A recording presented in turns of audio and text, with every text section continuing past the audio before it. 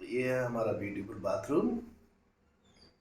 इस बाथरूम में कुछ कपड़े टंगे हुए, एक कप आ रहा है आज, पता नहीं क्यों एक कप आ रहा है। गला भी खराब है थोड़ा सा,